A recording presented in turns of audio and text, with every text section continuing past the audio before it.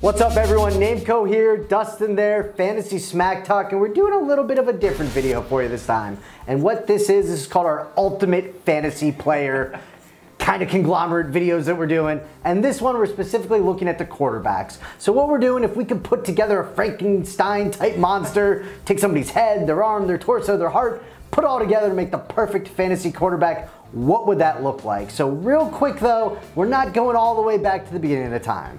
We're starting, the earliest it will be is maybe late 90s, looking at like the 2000s and on, pretty much when most of us or you out there probably started playing fantasy. So, Dusty, got anything to add to that? We just wanted to keep it in the fantasy realm in terms of time span. So, when you're looking at the head, this one was tough, and you think about it, obviously, Peyton Manning, Tom Brady, the names that come to your mind in terms of who you're looking for. But you're looking for a guy that, good head on and off the field, great in the locker room, kind of a coach out on the field, and so, how do you not go with Peyton Manning? We went with Peyton Manning. Of course you go Peyton Manning. I know the Tom Brady people out there are going to say, oh, he's the greatest of all time, but he's a product of that system. Matt Castle was a Pro Bowler in that system. Garoppolo looked amazing in that system.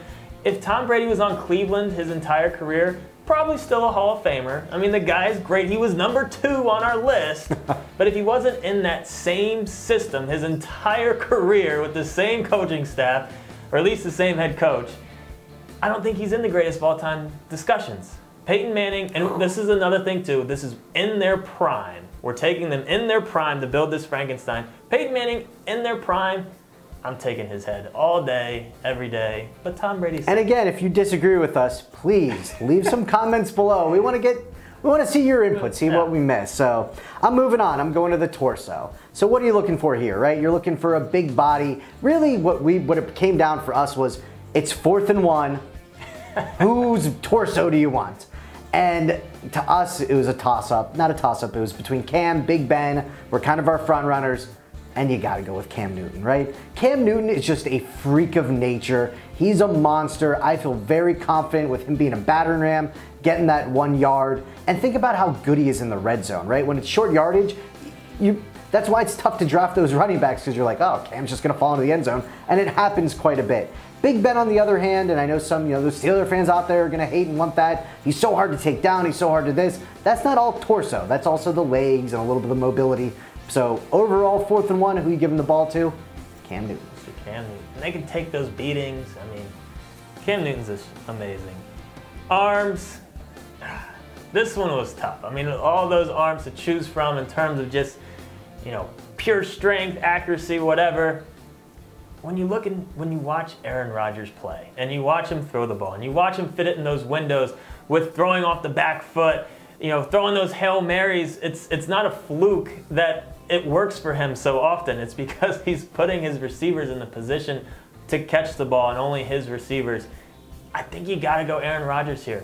He makes every single throw out there, and with some of the arm angles he takes, and because so much of the throw is in the legs, but he can still get so much zip on a ball where, 90% of the other quarterbacks trying to make that throw, they throw this little floater out there that gets picked, but somehow Aaron Rodgers can still zip a 30-yard pass off his back foot into a window about the size of going through a tire. It's unbelievable what he does sometimes. I just think, in terms of just having a quarterback that can make all the throws, I'm taking Aaron Rodgers. All right, I gotta agree with that. I mean, it's ridiculous. And you always hear it from everybody too, any former players, but I'm gonna give you a second. Next is Hart. Who's the first name that popped into your head?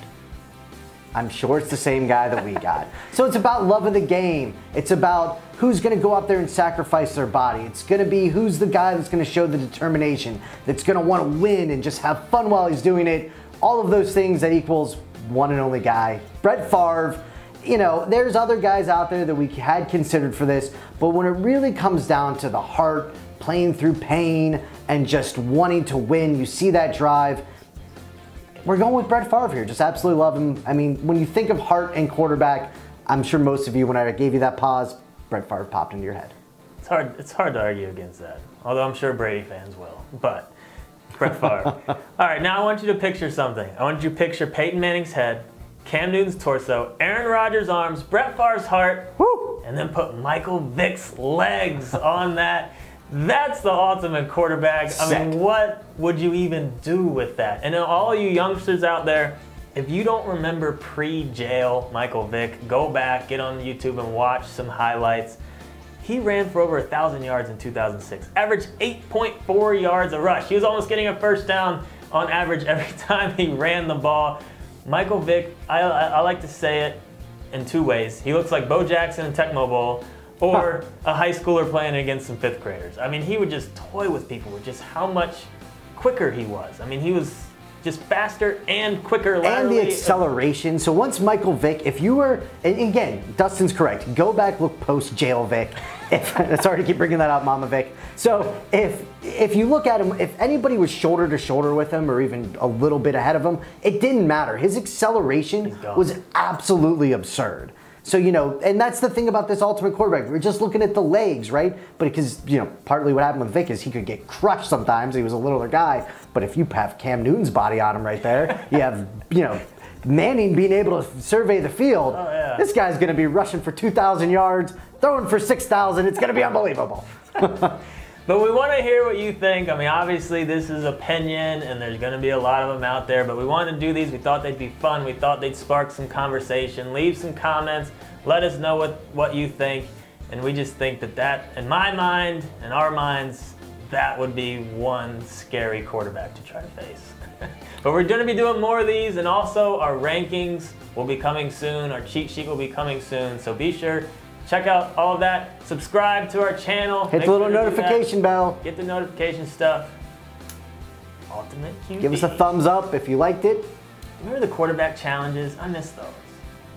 When they would do, like, they would all get together, like Dan Marino, and they try to hit the moving targets and have the chalk on the football. You're going. Majority of people out there don't even know what you're talking about. I would love to watch that. That would be more. That's more fun than the Pro Bowl to me. Yeah, I would love that. Yeah. They need to bring that back. Bring that back. I love that.